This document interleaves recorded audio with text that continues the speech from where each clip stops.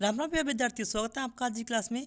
दोस्तों, हम railway group D तैयारी करने वाले विद्यार्थियों के लिए बहुत ही महत्वपूर्ण क्लास लेके आए हैं। अगर दोस्तों आप भी रेलवे ग्रुप डी तैयारी कर रहे हैं, ये वीडियो आपके लिए काफ़ी यूजफुल होगी। दोस्तों चलते हैं आज के हमारे वीडियो पर। ये रहा पहला प्रश्न आपके सामने। वर्ष 1905 में बंगाल विभाजन के समय वायसराय कौन था? लॉर्ड कर्जन थे, लॉर्ड डफरिन थे, लॉर्ड हार्डिंग थे या फिर लॉर्ड मिंटो थे? 1905 में जो बंगाल विभाजन हुआ था उस समय वहाँ का विभाजन जो है लॉर्ड कर्जन था, और बंगाल विभाजन में लॉर्ड कर्जन की अहम भूमिका थी। मसालों का बागान कहा जाने वाला राज्य कौन सा है? कर्नाटक, केरल, महाराष्ट्र या फिर तमिलनाडु? दोस्तों आप सभी को पता होगा, केरल में जो सर्वाधिक मसाले उत्पादित किए जाते हैं तो इसे ही मसालों के बागान के नाम से जाना जाता है। बताएं दोस्तों, 1857 के विद्रोह का नेतृत्व बिहार में किसने किया था? खान बहादुर खान ने, तात्या टोपे ने, कुंवर सिंह ने या फिर रानी कुंवरी ने? कुंवर सिंह के द्वारा जो 1857 क्रांति का नेतृत्व बिहार में किया गया था। भारतीय संविधान के अनुसार देश का प्रथम नागरिक कौन होता है? राष्ट्रपति, प्रतिद्वंदी नेता, लोकसभा अध्यक्ष, प्रधानमंत्री? दोस्तों राष्ट्रपति को जो है भारतीय संविधान के अनुसार देश का प्रथम नागरिक माना गया है। किस मुगल शासक को आलमगीर कहा जाता है? अकबर को, शाहजहाँ को, जहांगीर को या फिर औरंगजेब को? औरंगजेब को जो है मुगल शासक औरंगजेब को जो है आलमगीर के नाम से जाना जाता है। आठवीं पंचवर्षीय योजना की अवधि क्या थी? 1980 से 1985, 1982 से 1987, 1985 से 1990, 1992 से 1997। तो 1992 से 1997 के मध्य जो है आठवीं पंचवर्षीय योजना की अवधि मानी जाती है। निम्नलिखित भारतीय राज्यों में से किससे होकर कर्क रेखा नहीं गुजरती है? उत्तर प्रदेश से होके, मध्य प्रदेश से होके, गुजरात से होके या फिर झारखंड से होके? उत्तर प्रदेश से होके जो है कर्क रेखा नहीं गुजरती है। इस शेष 3 राज्यों से कर्क रेखा गुजरती है। आप मुझे कमेंट करके बताएं कि भारत के कितने राज्यों से होकर जो है कर्क रेखा गुजरती है। किस वर्ष राष्ट्रीय लोकगीत वंदे मातरम पहली बार गाया गया था? 1896 में, 1930 में, 1905 में, 1947 में? 1896 में जो है सर्वप्रथम वंदे मातरम लोकगीत गाया गया था। महात्मा गांधी दक्षिण अफ्रीका से भारत किस वर्ष लौटे थे? 1915 में, 1917 में, 1916 में या फिर 1918 में? 1915 में जो है महात्मा गांधी सर्वप्रथम दक्षिण अफ्रीका से भारत लौटे थे। सुभाष चंद्र बोस ने सिंगापुर में दिल्ली चलो का नारा कब दिया था? कौन सी सन में दिया था? 1943 में, 1942 में, 1944 में, 1945 में? 1943 में सुभाष चंद्र बोस के द्वारा ये नारा दिया गया था सिंगापुर में कि आप सभी दिल्ली चलो। भारतीय सब्जी शोध संस्था कहाँ पर स्थित है? वाराणसी में, लखनऊ में, मैसूर में या फिर बेंगलुरु में? वाराणसी में जो है भारतीय सब्जी शोध संस्था स्थित है।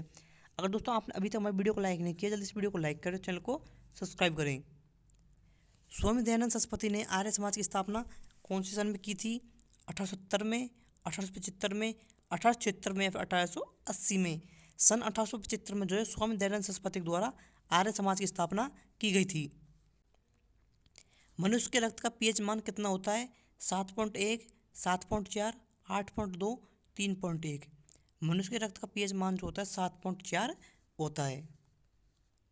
किसी चालक में धारा का प्रवाह होता है इलेक्ट्रॉनों द्वारा, प्रोटॉनों द्वारा, न्यूट्रॉनों द्वारा या फिर इनमें से कोई नहीं? किसी चालक में धारा का प्रवाह जो है इलेक्ट्रॉनों के द्वारा किया जाता है। हर्षचरित किसके द्वारा लिखी गई है? कालिदास के द्वारा, बाणभट्ट के द्वारा, वाल्मीकि के द्वारा, वेद व्यास के द्वारा? तो बाणभट्ट के द्वारा जो है हर्षचरित नामक पुस्तक लिखी गई है। भारत में आधुनिक शिक्षा के जन्मदाता कौन थे, अर्थात किसे माना जाता है? रॉजर वॉर्ड्स को, चार्ल्स ग्रांट को, विनी साइमन को या फिर हंटर को? चार्ल्स ग्रांट को जो है भारत में आधुनिक शिक्षा का जन्मदाता माना जाता है।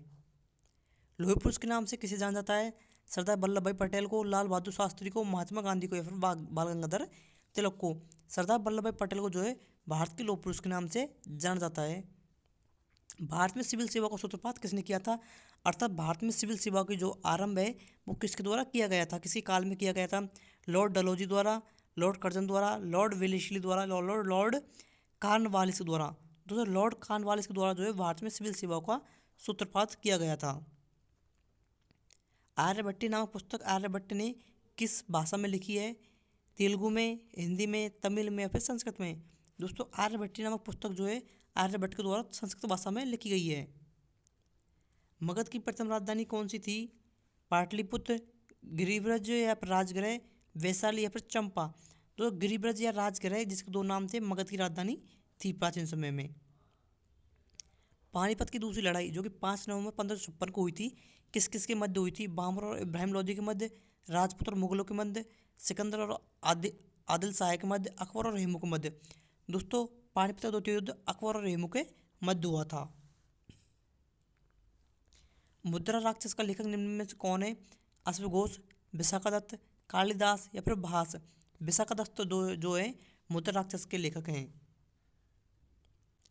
उत्तर गुप्त युग में जो विश्वविद्यालय प्रसिद्ध है वह कौन सा है?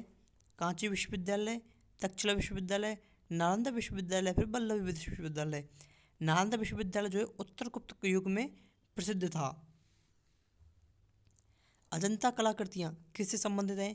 हड़प्पा काल से, मौर्य काल से, बुद्ध काल से या फिर गुप्त काल से। जो अजंता कलाकृतियाँ जो है वो गुप्त काल से संबंधित हैं।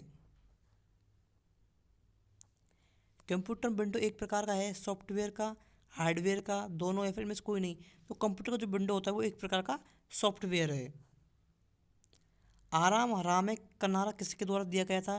पंडित जवाहरलाल नेहरू के द्वारा, अब्दुल कलाम आज़ाद के द्वारा, सुभाष चंद्र बोस के द्वारा, महात्मा गांधी के द्वारा। दोस्तों पंडित जवाहरलाल नेहरू के द्वारा जो है आराम हराम का नारा दिया गया था। समाजवादी अर्थव्यवस्था का सिद्धांत किसने दिया है? कार्ल मार्क्स ने, रवि कीर्ति ने, जयदेव ने, फिर इनमें से कोई नहीं। कार्ल मार्क्स के द्वारा जो है समाजवादी अर्थव्यवस्था सिद्धांत दिया गया। सेबी की स्थापना कब हुई थी? 12 अप्रैल 1988 को, 14 अप्रैल 1992 को, 12 अप्रैल 1985 को, या फिर इनमें से कोई नहीं। दोस्तों 12 अप्रैल 1988 को जो है सेबी की स्थापना की गई थी। दोस्तों आज की वीडियो को यहीं पर समाप्त करते हैं। अगर आपको हमारी वीडियो अच्छी लगी हो जल्दी से वीडियो को लाइक करें और चैनल को सब्सक्राइब करें तो अपने दोस्तों के साथ शेयर करें, जिससे वो भी अपनी तैयारी को बेहतर बना सकें। दोस्तों आपको हम हमारी इस क्लास में जो है एसएससी, रेलवे, ग्रुप डी एवं रेलवे की अन्य प्रतियोगी परीक्षा की तैयारी बिल्कुल निःशुल्क करवाएंगे। जो भी प्रश्न हम आपको करवाते हैं परीक्षा की दृष्टि से बहुत ही महत्वपूर्ण प्रश्न हम आपको करवाते हैं एवं प्रीवियस ईयर के पेपर में पूछे गए क्वेश्चन ही हम आपको करवाते हैं। तो आप जल्दी से हमारी वीडियो को लाइक करें, चैनल को सब्सक्राइब करें। धन्यवाद। राम राम।